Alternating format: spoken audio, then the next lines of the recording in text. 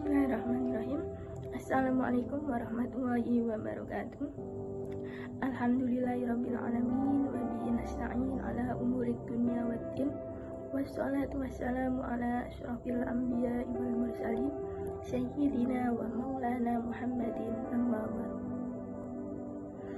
Perkenalkan, saya Nikmatul Masidah dengan NIM 20123236. Saya akan memaparkan video presentasi untuk memenuhi tugas mata kuliah Psikologi Pendidikan dengan materi teori belajar. Langsung saja kita memasuki materi teori belajar. Teori belajar itu dibagi menjadi 4. Yang pertama ada teori behavioristik, yang kedua teori kognitif, yang ketiga teori konstruktivisme, dan yang terakhir ada teori belajar humanistik. Apa sih teori belajar behaviorisme itu? Teori belajar behaviorisme itu adalah teori belajar yang mengedepankan perubahan perilaku peserta didik sebagai hasil pembelajaran. Terjadinya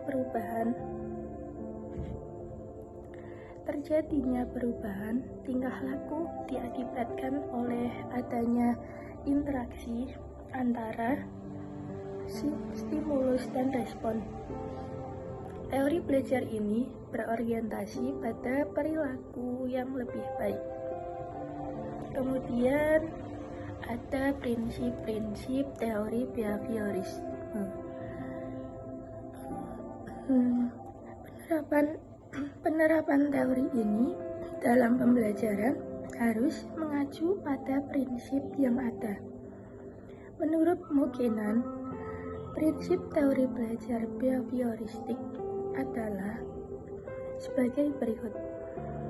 Apabila ada seseorang sudah mampu menunjukkan perubahan perilaku, maka dikatakan sudah belajar.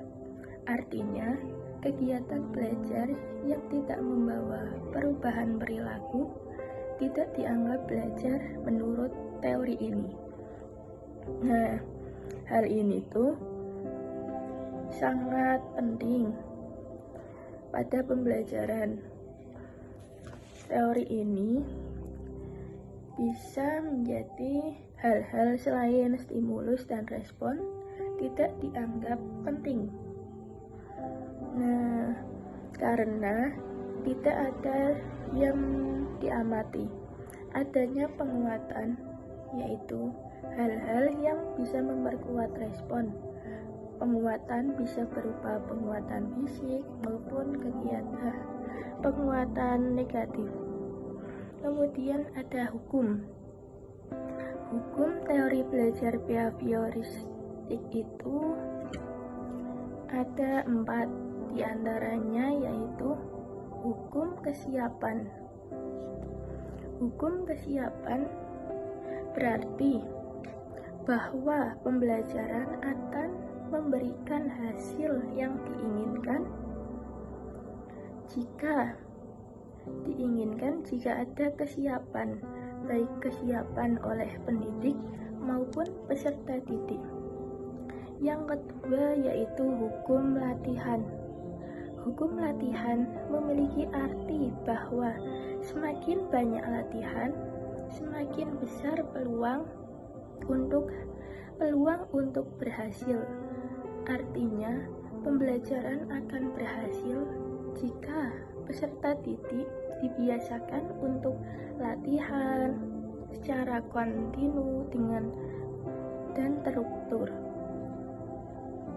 Yang ketiga ada hukum efek. Hukum efek berarti bahwa efek yang dirasakan oleh peserta didik setelah belajar akan memotivasi dirinya untuk terus belajar. Nah, contohnya tuh misalkan nih, ada seorang peserta didik, dia tuh mendapatkan hadiah berupa buku paket. Nah, karena berhasil mendapatkan nilai yang sempurna di ujian tersebut, efek yang dirasakan adalah dirinya menjadi bangga dan bahagia. Nah, efek ini tuh harus diterapkan bisa memotivasi peserta didik tersebut untuk terus belajar. Teori yang keempat yaitu hukum sikap. Hukum sikap berarti sikap yang terbentuk setelah melakukan pembelajaran. Nah, hukum sikap ini tuh perubahan sikapnya dipengaruhi oleh hal-hal yang dia dapatkan selama kegiatan pembelajaran berlangsung. Nah, selanjutnya yaitu ada teori belajar kognitif. Apa sih teori belajar kognitif itu? Teori belajar kognitif berasal dari pandangan Kurt Lewin 1890 sampai 1947. Seorang Jerman yang kemudian beremigrasi ke Amerika Serikat. Teori ini memiliki perspektif bahwa para peserta didik memperoleh informasi dan pembelajaran melalui upaya mengorganisasi, menyimpan, kemudian menemukan hubungan antara pengetahuan yang baru dengan pengetahuan yang telah ada. Kemudian ada tahap-tahap perkembangan kognitif. Tahap-tahap perkembangan kognitif menurut Jean Piaget ada 4 tahap. Yang pertama tahap sensori motor pada usia 0 sampai 2 tahun. Yang kedua tahap praoperasional pada usia 2 sampai 7 tahun. Yang ketiga tahap operasional konkret pada usia 7 sampai 11 tahun. Dan yang terakhir tahap operasional formal pada usia 11 tahun ke atas. Selanjutnya ada teori konstruktivisme. Menurut cara pandang teori konstruktivisme, belajar adalah proses membangun pengetahuan melalui pengalaman yang nyata dari lapangan. Artinya, siswa akan cepat memiliki pengetahuan jika pengetahuan itu dibangun atas dasar realitas yang ada di dalam masyarakat. Teori konstruktivisme berarti membangun. Dalam konteks filsafat pendidikan, konstruktivisme adalah upaya membangun tata susunan hidup yang berbudaya modern. Langsung saja kita memasuki prinsip teori konstruktivisme. Yang pertama ada hasrat untuk belajar. Yang kedua, belajar yang berarti atau belajar yang bermakna. Yang ketiga, belajar tanpa ancaman atau hukuman. Yang keempat, belajar atas dasar inisiatif sendiri. Dan yang terakhir ada belajar dan perubahan.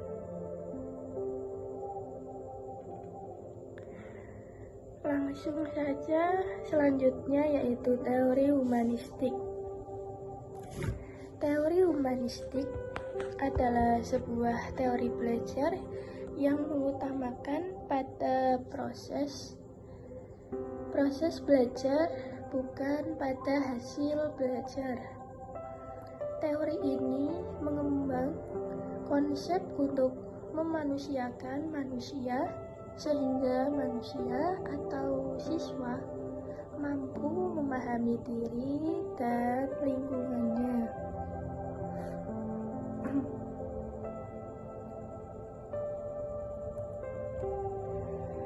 Konsep teori belajar humanistik, yaitu ada penerapan teori humanistik dalam pembelajaran. Contohnya yaitu guru dapat memberikan reward kepada peserta didik yang telah berhasil melakukan suatu hal. Contoh yang kedua yaitu peserta didik perlu dihindarkan dari tekanan pada lingkungan sehingga mereka aman untuk belajar lebih mudah dan bermakna.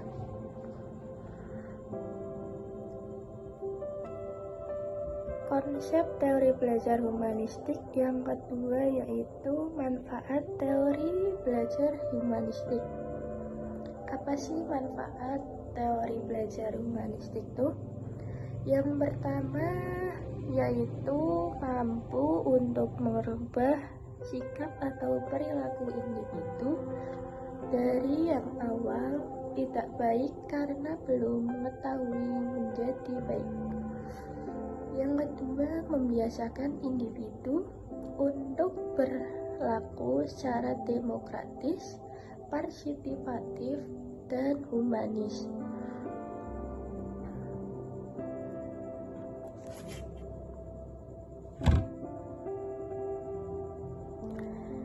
Kemudian ada tujuan teori belajar humanistik.